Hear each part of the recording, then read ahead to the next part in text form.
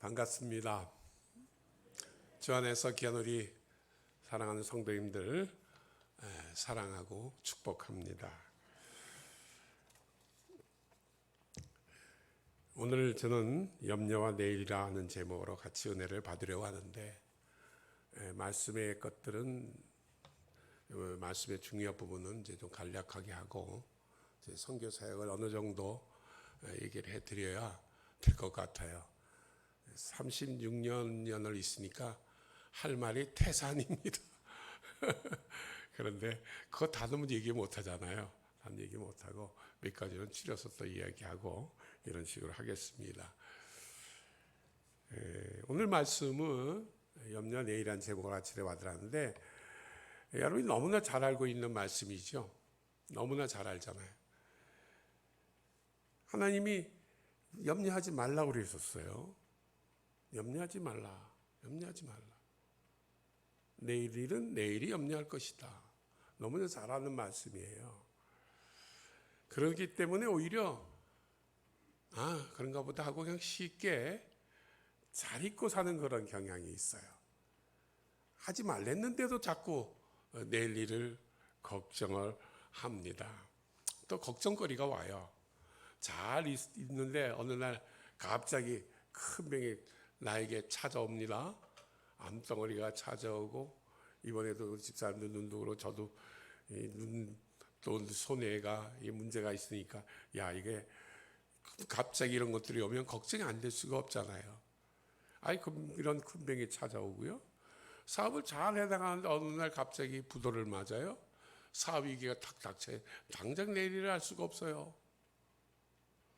사람들 관계를 잘 하려고 했는데 사람들의 관계도 이게 항상 좋지 않잖아요. 어느 날 갑자기 틀어져 가지고 원수 아닌 원수가 되고 당장 내일을 알 수가 없는 이런 것들을 볼 수가 있어요.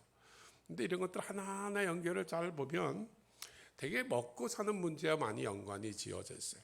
먹고 사는 문제만 크게 아니면 웬만한 거 다 넘어갈 수 있는데 몸에 병이 들면 당장 그 다음날 먹는 것도 힘들고 살아가기 힘들고 사업 위기가 있으면 당장 집이 부도가 나가면 당장 어떻게 먹고 삽니까?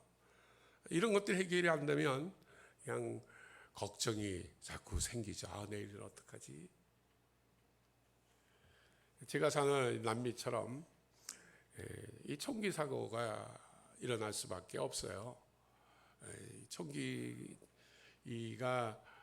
허용이 되는 나라입니다. 우루과이가 이 한국의 남북한을 합한 것보다 조금 작은 나라인데 땅은 다 평지입니다. 남산만 한산이 한 4개 정도밖에 없어요. 인구 절반 170만 정도는 몬테비데오라는 항구에 살고 있는데 그러니까 떨어져 있으니까 농장 같은 데 있으니까 자기 지키기가 어렵잖아요. 자위권이 있으니까 총기를 집에 두는 것까지는 허용을 합니다. 그래서 차에 가지고 다닌다든지 이런 것은 법적으로 허용이 안 돼 있어요. 그래서 강도들이 그거 그렇다고 자기 항상 거기에 둡니까? 그거 들고 와가지고 이제 밤이면 이제 노리는 거죠. 총기 들이대야 되고 그러니까 밤엔 좀 다니기가 힘들어요. 저도 2번이나 총기 들이대가지고 집사람하고 아주 혼났어요. 어느 날 3명이 달렸는데 총기 탁 들이대는데 집사람은 좀 떨어져 있었거든요. 집사람 중에 하나가 아니고 겁이 나가지고 너 타치 이렇게 이제 영어로는 안 했고요. 에스파뇰로 했는데 너 또깨 이렇게 자꾸 얘기를 했는데 자기네들 가네 총기 들고 가니까 겁나니까 저를 그냥 한 녀석은 몽둥이 비슷한 거 들고 있었거든요. 제가 녀석이라 불러 죄송합니다.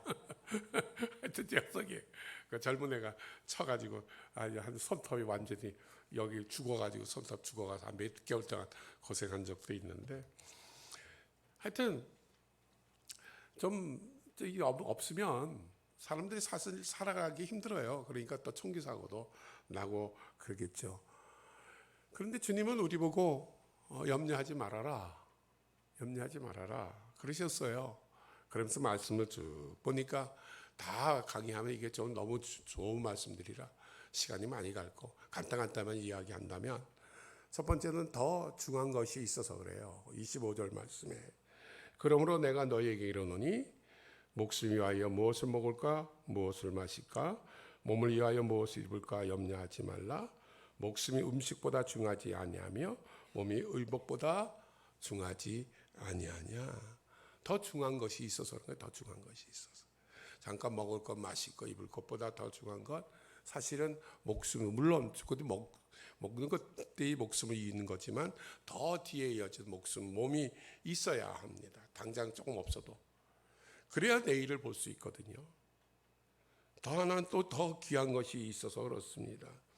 26절 보면 공중에 새를 보라 심지도 않고 거두지도 않고 창고에 모아들이지도 아니하되 너희 하늘 아버지께서 기르시나니 너희는 이것들보다 귀하지 아니하냐.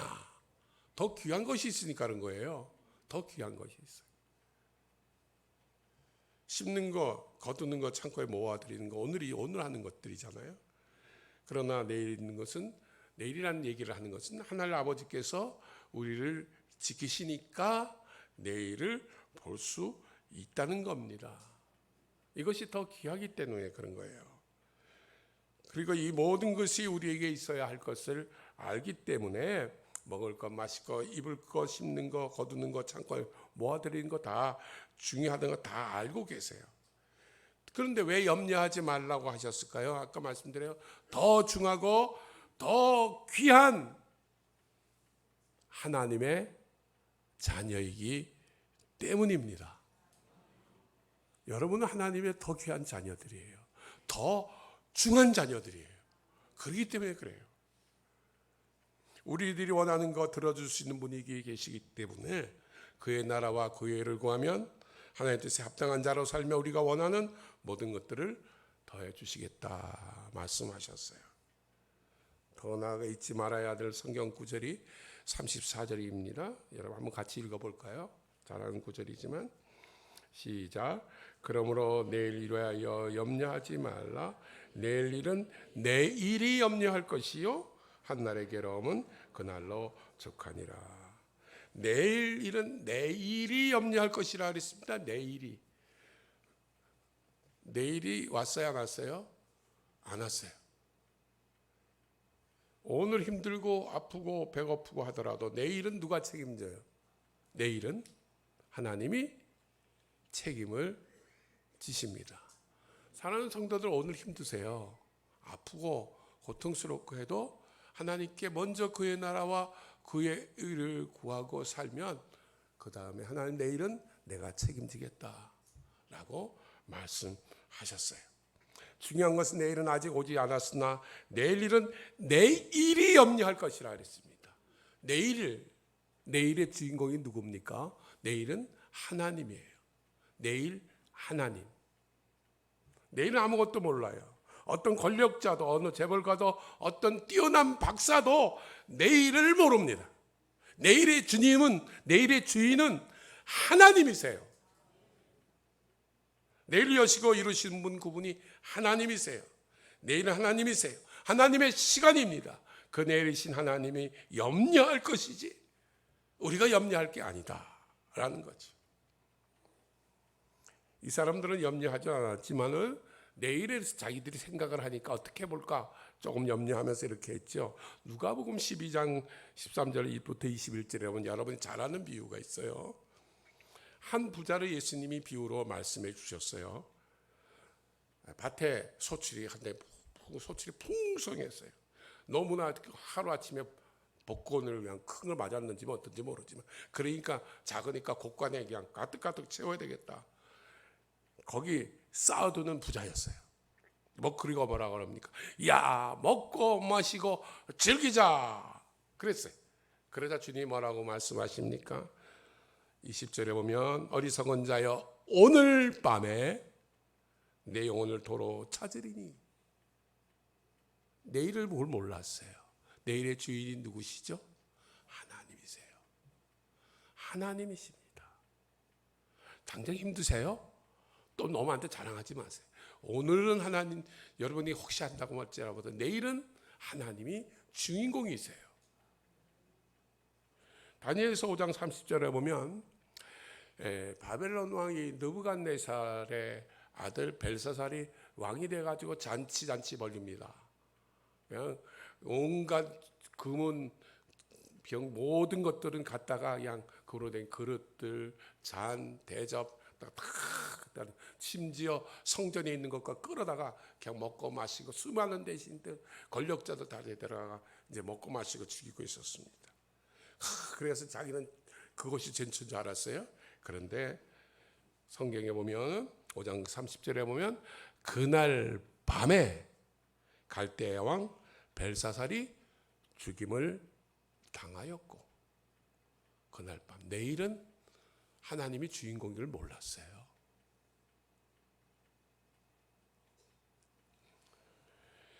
반면에 하나님을 잘 믿던 아브라함은 어떻습니까? 창세기 12장 4절에 아브라함이 여호와의 말씀을 따라갔다라고 되어져 있어요. 내일의 주인이신 하나님을 믿고 나간 거지요. 내일을 몰라요. 그런 믿음으로 나갔어요. 그렇습니다. 내일은 하나님이세요. 내일은 누구요? 여러분 입으로 고백이 필요합니다. 내일은 누구요? 하나님이세요. 여러분 힘드세요? 고통스럽습니까? 내일은 하나님이 하십니다. 오늘 고통, 어려움, 내일을 몰라요. 그러나 아십시오. 내일은 하나님이세요. 내일이 염려할 것이라 했습니다. 내일이 염려할 것이다. 사랑하는 성도 여러분, 저는 우리 목사님이 소개한 것처럼 우루과이에서 사역하는 선교사입니다. 우선 우루과이에서 제가 31년 정도 사역했고, 그 전에 이제 파라과이에서 4년 반을 사역을 했습니다. 그러니까 일제 강제 병합한 시간 36년 정도 되죠. 그러니까 36년 가까이 하나님이 저를 그 남미에 꽉 붙들어 놓으셨어요. 제가 선교사로 가기 전에 선교회지에 대한 소망을 갖고 선교사로 가려고 훈련을 받았거든요. 그런데 저 고국에 있는 우리 민족들에게 복음을 안 전하면 좀 그렇겠다 하는 그냥 좀 순수한 마음이라고 하나요? 하여튼 그런 마음이 있어서 하나님께 기도를 했어요. 그런데 그런 기도는 기가 막히게 잘 들어주십니다. 그래가지고 제가 강서서울시 보자마자 무계획적으로 떠났습니다.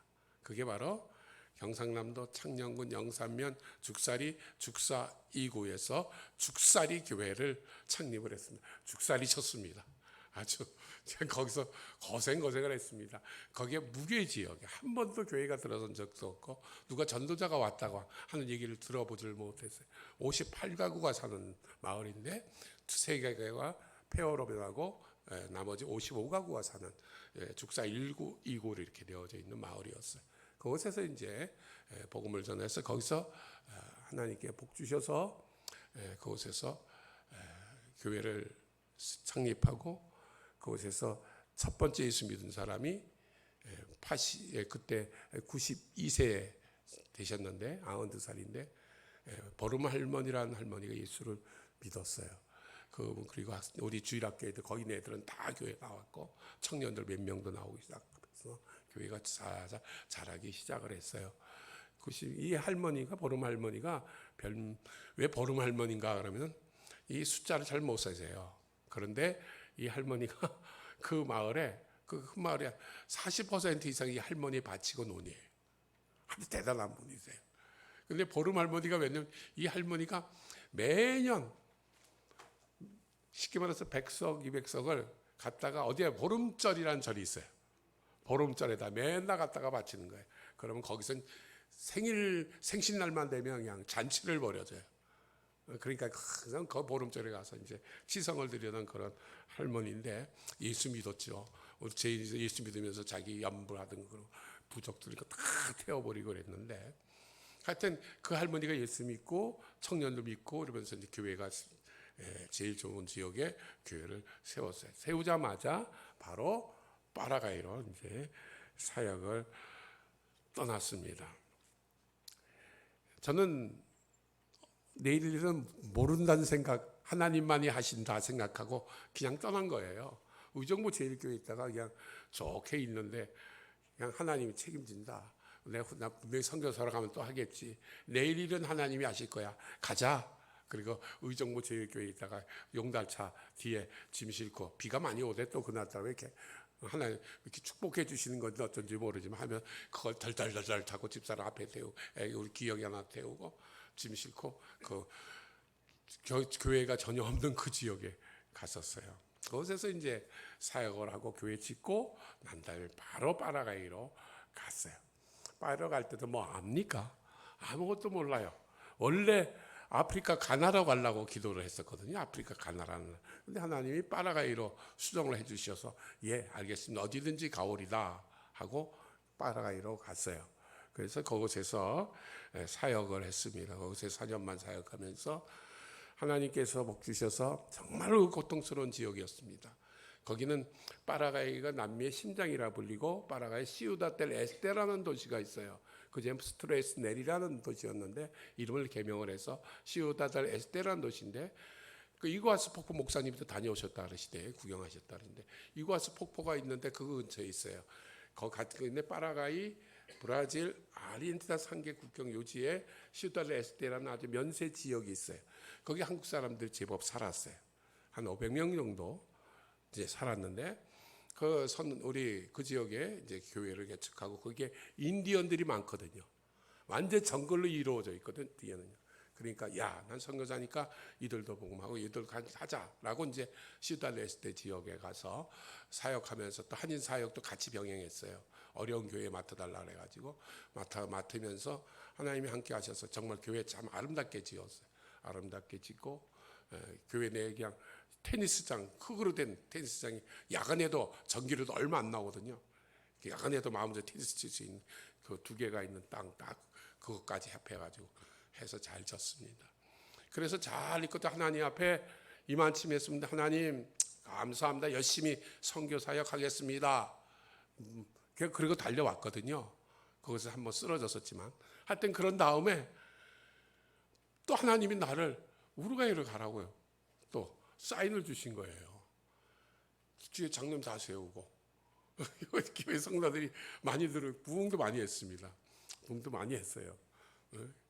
그래서 이제 장로님도 2분 세우고 본격적으로 이곳에서 선교하면 되겠다. 그랬더니 우루과이로 가라 사인해가지고 또 다 적고 우루과이로 내일 일은 하나님께 맡기고 가라니까 가겠습니다. 갔어요. 그 우루과이에 제가 첫 번째 선교사입니다. 그리고 첫 번째 목사입니다. 우루과이에 가니까 10몇 년 동안 오는 목사, 선교사 아무도 없더라고요. 정말 쓸쓸하더군요. 이웃에 브라질, 아르헨티나는 동기들 많거든요.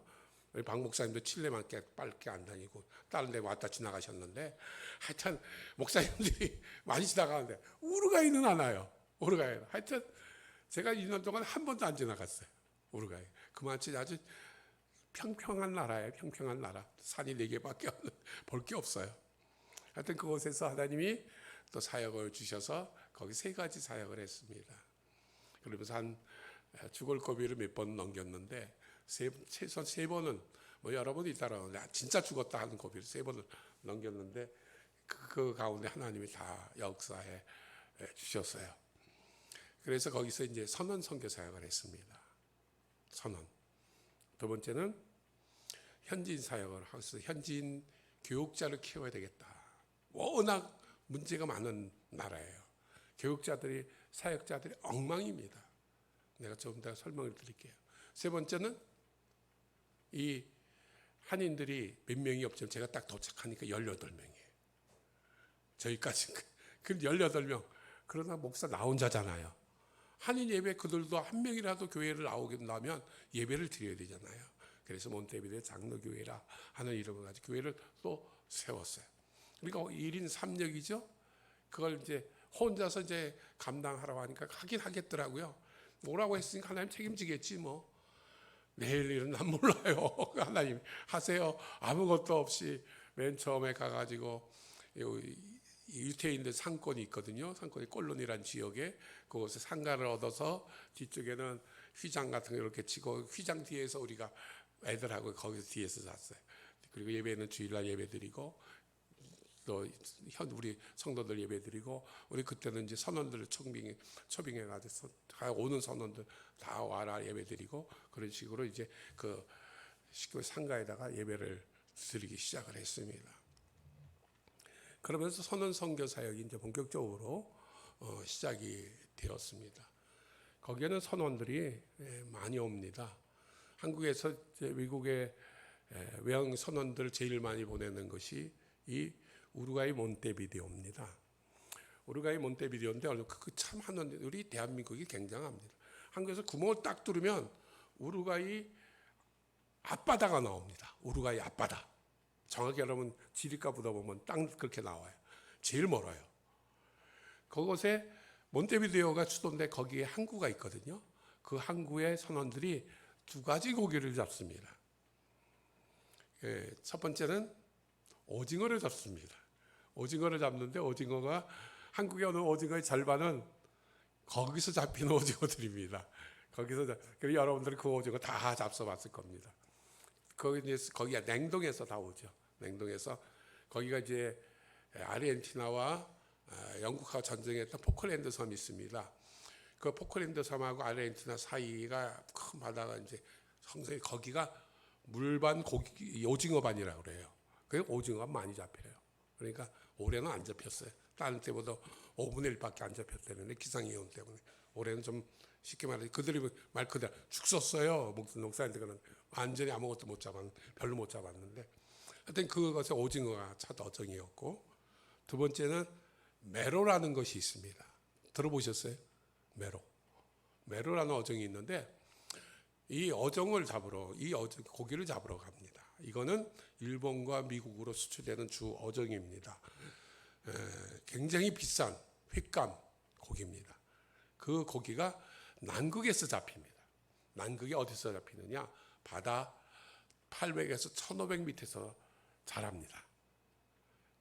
큰 이빨 검은 고기라 검정고기라 이제 불리는데 한국에서는 그런 식으로 불리는데 그 고기를 잡으러 거기까지 온 겁니다. 원형어선들이.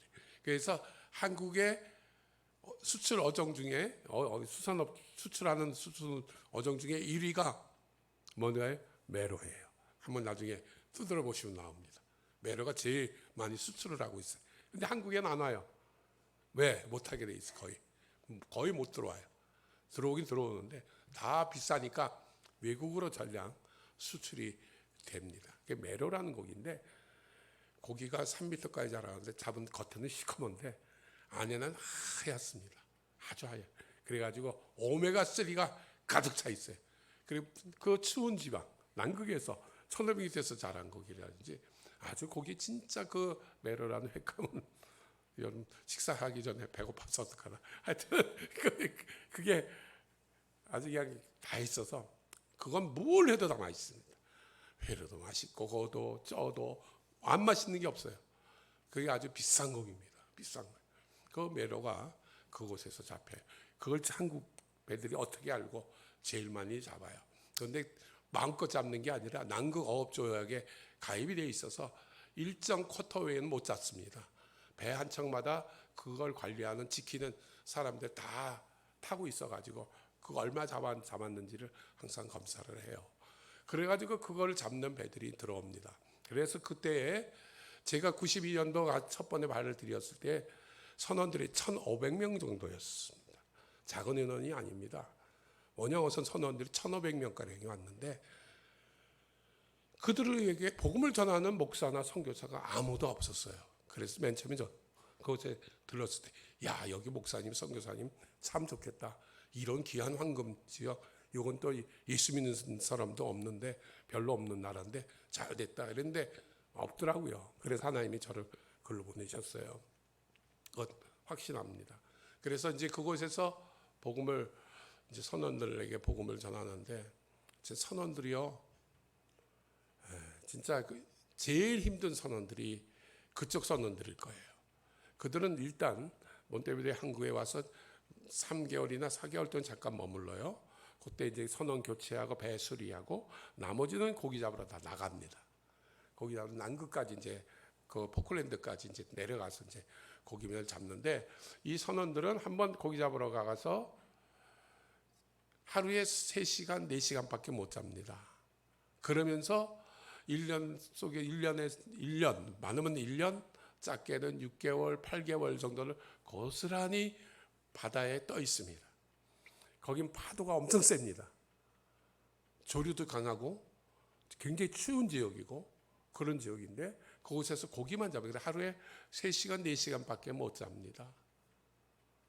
그러니까 그 선원들이 육지는 보지를 못해요. 그러면 다른 상선은 어떠냐? 여러분 상선 타시면 혹시 들으면 상선 아무리 길어봐야 15일에서 20일이면 한국에서 미국 대륙까지 갑니다. 늦어도요. 상선 같은 건. 그러니까 그건데 이거는 6개월, 1년, 10개월 이상을 그냥 고스란히 떠 있는 거예요. 그리고 고기만 잡는 거예요. 그리고 고기 잡다 들어가서 그냥 자고 고기 잡다 그냥 들어가 자고. 그러니까 나중에 정신착란까지 일으켜가지고 거기 갑판장들이 그 옛날에는 지금은 그런 거 없지만 몽둥이만 항상 들고 다녔대요. 웬 잡다가 선원들이 너무 힘드니까 착란을 일으켜요. 저기 바다 저기 땅이 있다 쓱 걸어가면 뚝 떨어지는 이 갑판이 높지 않고 고기 잡느라고 높지 않거든요. 갑판에 이 칸막이를 그러니까 휙 뛰어내리는 거예요. 그럼 뛰어내리면 고기 잡으려면 이 선박어선 한 명 떨어지면 이 하루 이상은 그냥 개 찾는데 열심을 다해야 됩니다. 그런데 단 한 명도 구조를 못 받았어요. 한번 떨어지면 조류 세고 너무나 차갑기 때문에 반드시 다 죽어요. 100% 떨어지면. 그러니까 그런 걸 못하게 하기 위해서 조금만 이상하다 싶으면 갑판쟁이 가면서 패는 거예요. 그렇게 못하게. 그런 고생 속에서 배에서 고기를 잡다가 선원 형제들이 육지에 딱 내려보세요. 눈이 그냥 다 살짝 갔어요. 치마만 다 들면 다 예뻐요. 거의 현지인들 내가 보기엔 굉장히 예쁜 애들도 많은데 정말 못생긴 애들도 많거든요. 그런데 선원들이 오니까 뭐 내리는데 다 예쁜 거예요. 그럼 무수히 돈 씁니다. 그렇게 고생해서 돈 버는 거 어디 가는지 다 써버려요. 그리고 칼부림 막 일어나고요. 거기 회칼이거든요. 그래가지고 제가 1년에 장사를 여러 번 얘가 장사를 이제 치러했어요. 꼭 선원들 때문에 몇 번씩 치릅니다. 그런데 장사 치는 건 괜찮은데 칼로 찔러가지고 완전히 이러고 뭐 하도 여러 번 봐가지고 아주 그냥 비상이 걸려 있는 그런 사회였고 그때 이제 대사님들이 교회 나오신 분들이 많아가지고 항상 전문 교회가 하나밖에 없고 그러니까 있음 있는 선이 있었고 제가 대사님들을 집중적으로 성경 공부에 초대를 해가지고 몇 분이 예수를 잘 믿었어요. 예수 잘 믿어가지고 완전히 바뀌어가지고 잘 믿어요. 장로님 되셨고 한 분은 그런데 예수를 전혀 모르는 분들이었거든요. 성경 공부하면서. 그런데 그런 사건을 보면서 어떤 대사님 그래요. 목사님, 교회가 세워지면서 사건 사고가 줄었습니다. 배에서 일단 내리니까 교회가 어려우면 일단 교회를 찾거든요. 교회를 많이 찾아오니까 너무 교회 오니까 사건 사고가 쉽게 말해서 자기 말 대사님 말 그대로 옮기면 7%로 줄었습니다. 100%라면 7%로 줄었습니다. 너무 감사해요. 그러면서 이제 그런 얘기를 들으면서 하나님이 이들을 영혼들을 사랑하라고 복음을 전하라고 불렀구나. 1년에 몇 번씩 선원들이 위한 잔치도 저희들이 열고 그러면서 이제 선원들을 위로하고 항상 배에 올라가 가지고 신방하고 위에 기도해주고 정말 너무 마음이 아픈 일이 너무 많아요. 너무 많아요. 어떤 때는 암모니아 사건이 나가지고 배 7, 8척이 사고가 나가지고 터져가지고 그냥 그 병원들이 많지 않은데 다 퍼져가지고 거기서 몇 명 죽고 뭐 이런 사건도 터지고요. 하여튼 그래가지고 선언 선교를 하면서 하는 많은 열매를 주셔서 이번에 또 다음 주에 설교하러 이제 주일날 설교하러 가는데 우리 거기에서 예수 믿었던 사람이 선장이 됐는데 나중에 나를 굉장히 괴롭혔거든요. 배에 올라탈 때마다 예수 잘 믿고 거기서 예수 믿고 장로가 돼가지고 목사님 꼭 오세요. 그래서 거기 가서 이번에 설교하게 됩니다. 이런 선언 선교를 하면서 하나님이 많은 열매를 주시고 감당케 하셨어요. 그리고 또 하나 이제 현지인 사역은 제가 다른 시간을 낼 수 없고 그래서 이제 현지인들은 다른 면에서는 힘들고 그래서 가르치는 사역자들을 키우는 사역을 중심으로 했습니다. 그런데 쉽게 말해서 성도들이 다 실패를 했어요. 그런데 딱 2명만 성공을 했습니다. 거기는요, 우리가 굉장히 리버럴한 나라입니다. 동성애 허용합니다. 낙태 허용합니다. 1인당 이 집에서 마리화나 8그릇씩 키워서 마리화나 피울 수 있어요. 옛날에 안 그랬는데 보면 길에 나가면 그냥 마리아나 냄새가 가득합니다. 종교 모든 거 자유지만 혜택은 전혀 안 줘요. 심지어 그냥 어떤 날은 사진까지 나에게 들어와 성경 공부하는 이제 같이 성경 공부하는 친구인데 나한테 와서 사진 하나 딱 보여줘요. 이거 보세요. 잘생겼죠? 보니까 남자가 끌어안고 있어요. 좀 부끄럽지만 빨가벗고서 찍은 거예요. 그거 밑에는 안 보였는데 잘생겼죠? 나 이 사람하고 남자끼리거든요. 근데 성경 공부하는 친구란 말이에요. 그랬더니 이건 옳지 않지라고 설명하면서 아주 강하게 제가 혼내고 그랬더니 나중에 고발하겠대요. 그래서 고발하라 그랬어요. 고발하라고. 그러니까 선진 사역을 하면 선진 사역은 맨날 실패 연속이었어. 실패하면 이 여자 좋아하다가 같이 가다가 분명히 서로 결혼한 사이인데도 요거 좋아하고 나가고 이렇게 가고 완전히 엉망진창입니다. 공부하시면서도 그걸 그렇게 가르쳤는데도 이 열매가 안 맞춰져요. 그래도 하나님이 두 가정은 잘 자랐어요. 두 사역자는 잘 자랐어요. 그래서 한 사역자는 저희 교회보다도 지금 있는 성도들보다도 저희 교회보다 한 10배 넘게 많으니까 아주 교회도 잘 졌습니다. 옆에 또 이 추이라는 이제 국경 지역에 브라질 국경 지역에 사역 고군분투하고 있는데 그래도 하나님 말씀대로 살려고 하는 사역자 둘. 하나님께서 그래도 지금도 계속 가르치지만 지금은 더 힘들어요. 정말로 하루아침이 다르게 돌변을 해가지고 아주 현지인 사역하면 아주 그냥 너무나 아픔이 많아요. 제가 많이 웁니다. 하나님이 이 우루과이를 이렇게 버려두실 거냐고. 남미에서 개신교 비율이 제일 약합니다. GDP가 중남미에 통해서 제일 좋거든요. GDP는 좋은데 오히려 너무 그러니까 하나님에 대한 찾는 것이 결여되어 있어요. 찾지를 않아요. 마음대로 자연격이 자연스러우니까. 그러니까 그들은 자기들이 태어나면서 죽는 때까지 국가에서 의료보험 다 돼 있습니다. 물론 그 의료라는 게 별로 질은 안 좋지만 죽는 순간까지 그거 있으면 다 무료로 해줘요. 국가에서. 교육도요. 태어나서 이제 할 것도 쉽다 그러면 대학교까지 다 무료입니다.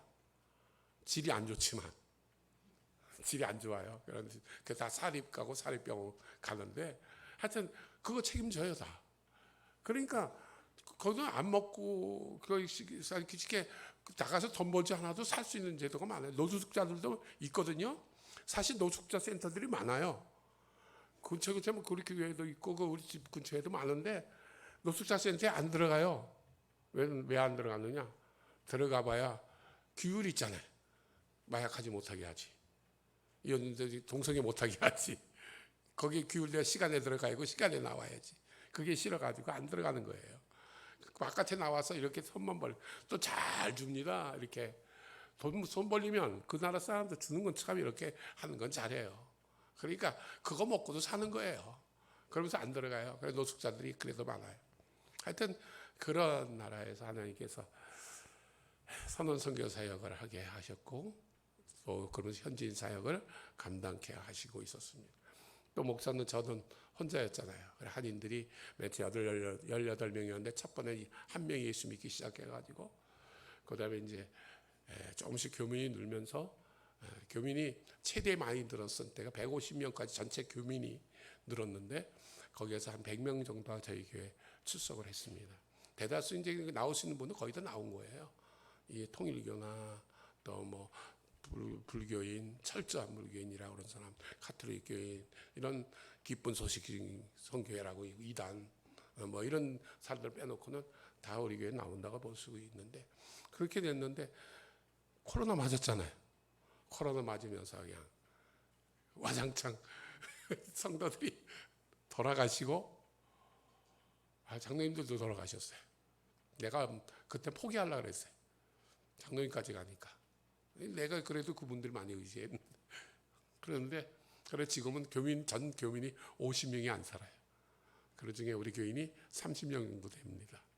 그렇지만 제가 사역자고 선교사고 목사잖아요. 그러니까 안 할 수가 없잖아요. 여러분 같으면 도망가겠습니까? 목사 나 혼자였는데 지금은 다른 분이 있긴 있지만 믿을 수 있는 분이 없어요. 솔직하게 신학을 하신 분이 아니기 때문에 걱정이 돼서 내가 못하는데 그렇게 해가지고 이제 우리 한인 사역을 감당하고 지금까지 왔어요. 근데 제가 그거 사역을 하면서 자꾸 이제 큰 걸로만 3번은 완전 죽을 뻔한 것이 있는데 한 가지만 좀 말씀을 드릴게요. 그건 뭐냐면 이제 선언 선교를 하다가 선원들을 이제 선원들을 초청해서 예배드리는데 공간이 너무 비좁은 거예요.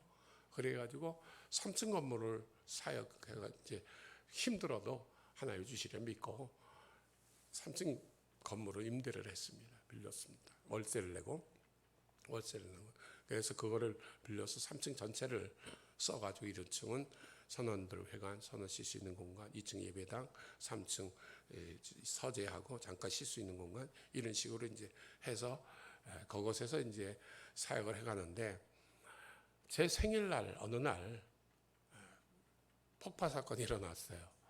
저희가 3층이잖아요. 3층 옆에 8층짜리 아파트가 있었어요.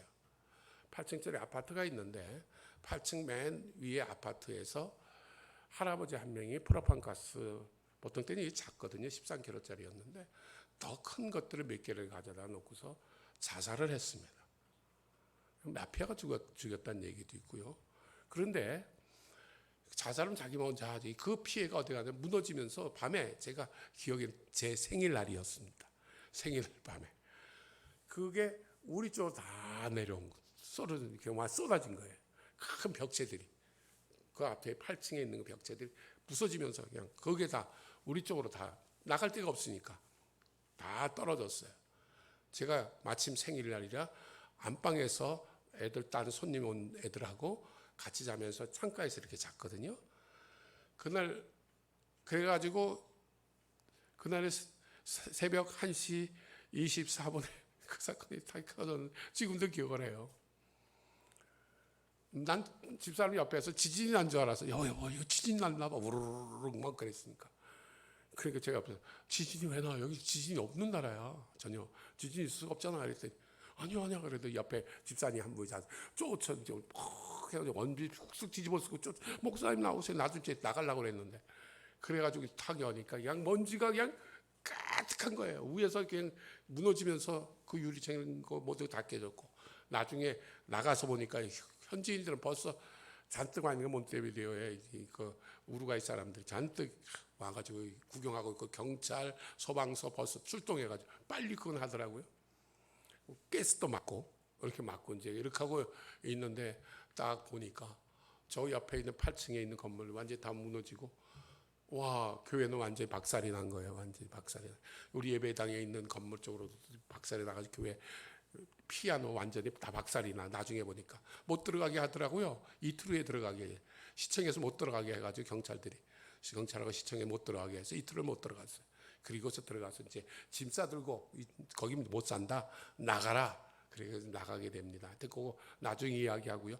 그래가지고 이제 어떡합니까? 그래서 이틀 후에 이제 가서 보니까 야 어떤 두 가지 하나님이 기적을 베풀어 주셨어요. 위에 제가 자고 있던 침대가 있잖아요. 침대가 이렇게 있는데 거기서 항상 1년째 80%는 올라가서 책 읽고 침대에 있고 손님들이 자주 오니까 되게 거기서 많이 자거든요. 그날따라 생일이라고 모처럼 내려간 거란 말이에요. 그런데 보니까 그날 섰는데 그게 내 서재를 쳤어요. 쳐서 어디로 갔는데 침대 가운데를 정확히 쳤어요. 제가 그 자리에 있었으면 100% 죽었습니다. 완전히 그걸 팍 박아버렸더라고요. 아, 하나님 살려주셨구나. 또 하나 거기서 같이 본 게 있었어요. 야, 하나님 살려주신 감사하다는데 집사람이 내려가가지고 또 놀라가지고 집사람이 이렇게 해서 이제 이렇게 멀리 손으로 가르쳤어요. 그때 기자가 오고 사진을 찍고 있었거든요. 기자가 집사람을 이렇게 같이 찍었어요. 창이 이렇게 자기 자는 안방에 대형 유리창이 5개가 이렇게 돼 있는데 거기 유리창이 그 힘에 의해서 사방 50m의 유리창 다 깨졌잖아요. 안 깨질 리가 없잖아요. 박살이 났거든요. 제가 그 밑에서 잤거든요. 바로 밑에. 그런데 어떻게 되냐면 이 유리들이 옆에 산같이 쫙 쌓여져 있는 거예요. 아니, 내가 그걸 가져와야 되는데 이번에 급해서 그것도 여러분들 그냥 안 봐도 돼요. 믿어주세요. 신문에 삼면 모든 신문에 다 그렇게 실렸어요. 은하 미러클레 하나의 기적 해가지고 기자가 찍었어요. 집사람하고 이렇게 찍어서 사진으로 실어놨어요. 그게 보니까 그대로 쌓여진 거예요. 이거 조금만 있으면 다 그거 받는 힘에 의해서 저 크게 다치 죽든지 저기에 있는 애들 또 손님 애들 집사람 다 다치거든요. 그런데 바로 옆에 유리에서 바로 옆에 50cm 되는 바로 밑에서 잤거든요. 이렇게 거기에 쫙 쌓여져 있는 거예요. 들어갈 시간도 없었거든요. 아무도 들어가가지고 그냥 정리하는데 집사람이 놀라가지고 이게 왜 이래 그런 장면이에요. 그래가지고 신문 기자들도 자기들 보고 놀라가지고 그 장면 속에서 은하 미러클하고 신문에 아주 기자랑 인면 톱으로 그냥 3대 신문에 다 나왔어요. 하여튼 거기서는 그런 일이 별로 안 나니까요. 많지 않으니까 그렇게 나올 정도로 자그마한 나라니까 이제 실린 거겠죠. 그래가지고 그곳에서 감사합니다 하고 이제 있는데 당장 갈 데가 없잖아요. 그런데 그 전에 하나님께서 나에게 하나님이 아신 거예요.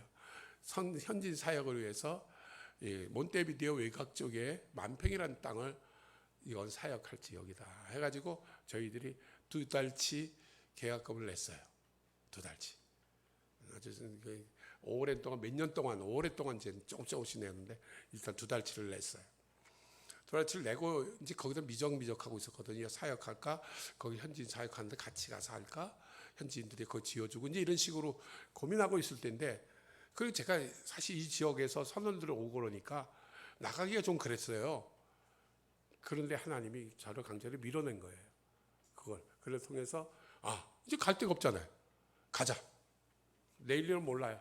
가서 거기다 텐트 쳤어요. 텐트가 없어가지고 현지인이 우리 빌려주더라고요. 텐트 치고 비 맞으면서 거기다가 사택 짓고 교회 짓고 교회도 좀 예쁘게 앉았습니다. 글피지니까 졸업식과 아주 비슷한 막 겸해가지고 그냥 막 애들하고 우리 애들하고 같이 지었어요. 애들이 죽어도 나 우루과이 안 간대. 저하고 하도 고생을 해가지고 아빠 나는 우루과이는 가기 싫어. 다른 나라 가라면 가는데 우루과이는 안 갈 거야. 지금 다 미국에 있는데 고생을 하니까 그런데 하여튼 하나님께서 그런 곳 속에서 저를 지켜주셨고 이제 그곳에서 벗어나서 이제 거기에다가 텐트 치고 교회 짓고 현지 교회는 지금 저희 교회보다 바로 옆에 현지 교회는 옆에다 저희 교회보다 5배 넘게 일부러 쳐놨어요. 그리고 현지인 사역지는 따로 아까 저희 교회보다 한 10배도 넘는다 그러잖아요. 성도 거기는 이미 거의 개척해서 잘 사역하고 있어서 저희 가서 일부러 도와주는 입장이 이제 조금씩 우리가 이제 크게 도와줄 힘이 안 될 정도로 잘 자랐어요. 초계장감입니다. 아주 그 정도 되는 교회가 별로 없어요. 그 정도 되는 교회가 하나님이 그 사역자 하나를 키우는 것밖에 없었거든요. 저는 전도하는데도 가는데 힘들었어요. 왜냐하면 안 받아들이거든요. 현지인이 해야 된다. 이거는 나보다 그 사역자가 잘 감당을 하고 있어서 그래 현지인 사역을 그렇게 하면서 하나님이 키우셨고 또 우리 사역 속에서도 하나님이 그렇게 했습니다. 저는 내일 일은 몰랐어요. 하나님이 그쪽으로 미룰 때 당장 내일은 몰랐어요. 그러나 내일의 주인이 누구죠? 하나님이셨어요. 사랑하는 성도 여러분, 하나님이 어쩔 때는 우리를 밀어 제끼실 때도 있어요. 내일 일은 몰라요. 그러나 내일의 주인이 누구죠? 주인은 하나님이세요. 내일이 염려할 것이라 그랬습니다. 내일이 염려한다 그랬어요. 내일의 주인이 누구세요? 하나님이 염려할 일이지 네가 염려할 일 아니다. 사랑하는 성도 여러분, 삶에서 힘들고 어렵죠. 그래도 하나님께 모든 거 맡기십시오. 먼저 그의 나라와 그의 의를 위해서 오늘 하루 바르게 사십시오. 말씀 따라 순종하며 한번 살아보세요. 지금 힘들고 배고프고 어려워도요, 내일이 염려하세요. 하나님 내일은 내일 책임지십니다. 여러분이 너무나 중한 사람들이기 때문에 그렇습니다. 여러분이 너무나 귀하기 때문에 그렇습니다. 여러분들은 하나님의 자녀들입니다. 모든 것보다 여러분 가장 귀하시는 하나님이세요. 저는 알아요. 저 혼자인 줄 알았어요.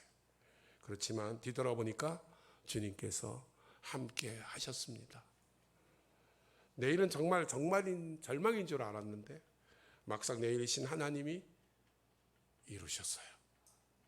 내일이신 하나님이 지켜주신 겁니다.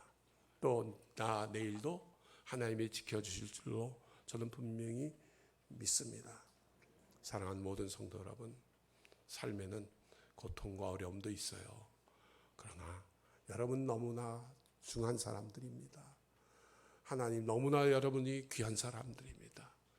오죽하면 하나님이 자기 아들을 주지 않으셨을까요? 그렇게 귀해요. 그러니 내일 넌 오늘 힘들지? 잠깐만 참아라. 내일이 염려한다. 내일이 염려하시는 우리 하나님이세요.